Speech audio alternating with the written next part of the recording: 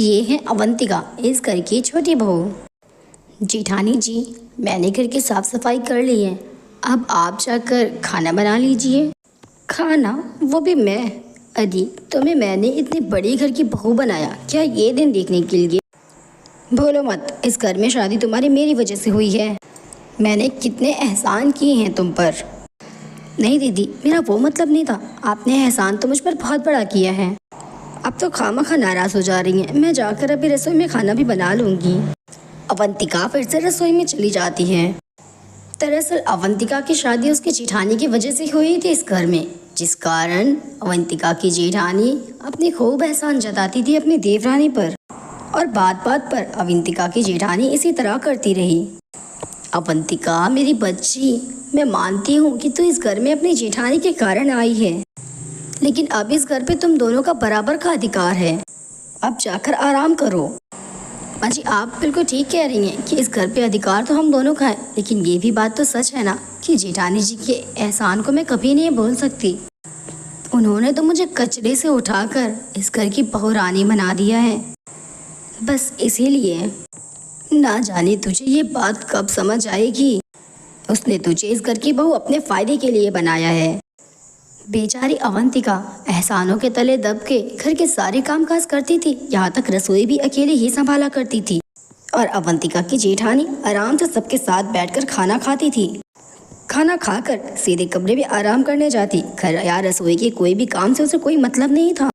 यहाँ तक अवंतिका की जेठानी अपने पति के टिफिन तक खुद से नहीं बनाती थी।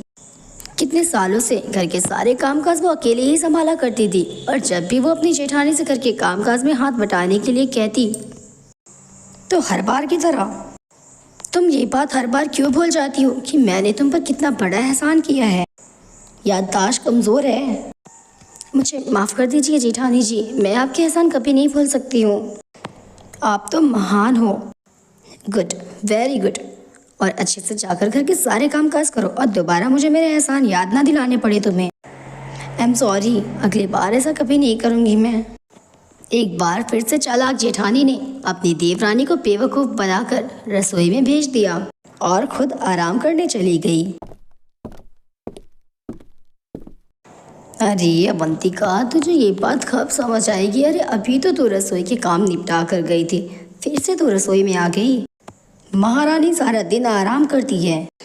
नहीं माँ जी, जेठानी जी के एहसान है मुझ पर जो मैं कभी नहीं भूल सकती। मैं वो दिन कभी नहीं भूल सकती हूँ जब एक अनाथ लड़की को जेठानी जी ने इस घर की बहू बनाने का फैसला लिया था। मेरी पूरी ज़िंदगी बदलने के पीछे मेरी जेठानी जी का हाथ है। मैं उनके साथ गलत नहीं कर सकती हूँ। अच्छा ठीक है, मैं अभी जेठानी जी के कमरे से आती हूँ।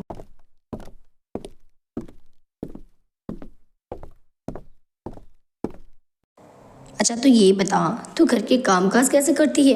तू तो अपने शादी से पहले कभी घर के काम नहीं करती थी। अभी भी नहीं करती हूँ। अरे मैं पढ़ी लिखी और समझदार लड़की हूँ। मैंने ऐसी चाल चली है ना कि सारी ज़िंदगी रानी बन के रहूँगी मैं। अरे वो अवंतिका है ना, उसकी शादी इस घर में मैंने ही करवाई है, वरना वो तो एक अनाथ इधर उधर पड़ी रहने वालों में से थी। उसके आगे पीछे कोई भी नहीं था, और मैंने मौके का फ़ायदा उठाते हुए उसकी शादी इस घर में करवा दी। और अब मैं सारी ज़िंदगी राज करूँगी उस पर अपने एहसान जताकर। वो मेरी देवरानी नहीं, नौकरानी है। अरे वाह, तूने क्या दिमाग लगाया। अब सारी ज़िंदगी मुफ्त की नौकरानी। अवंतिका अपनी जेठानी और जेठानी की दोस्तों की सारी बातों को सुन लेती है और बेहद उदास हो जाती है, और अपनी जेठानी से कहती है, अरे वाह जेठानी जी, तो ये है आपकी असलियत। मैं आपके एहसानों तले दबी रही, और आपने मुझे अपने एहसानों तले दबे रहने भी दिया। आज आप लोगों की ही वजह से लोग किसी के एहसान नहीं मानते। चाहे किसी के साथ कितना भी कर दो, बदले में वो हमारे साथ अच्छाई कभी नहीं करता। क्योंकि अब मुझे समझ आ रहा है उसकी वजह आप जैसे ये लोग होते होंगे। आपको ज़रा भी मुझ पर तरस नहीं आया कि किस तरह से मैं घर के सारे कामकाज करने के बाद भी आपके एहसानों तले दबी हुई रहती थी। माँ जी ने मुझे कितनी बार समझाने की कोशिश की, लेकिन मैंने माँ जी की भी बात को नहीं मानी। आपको शर्म आनी चाहिए दीदी। अवंतिका की जेठानी को अपनी गलती का एहसास हो जाता है, और वो अपनी जेठानी से माफ़ी मांग लेती है, और सब ठीक हो जाता है।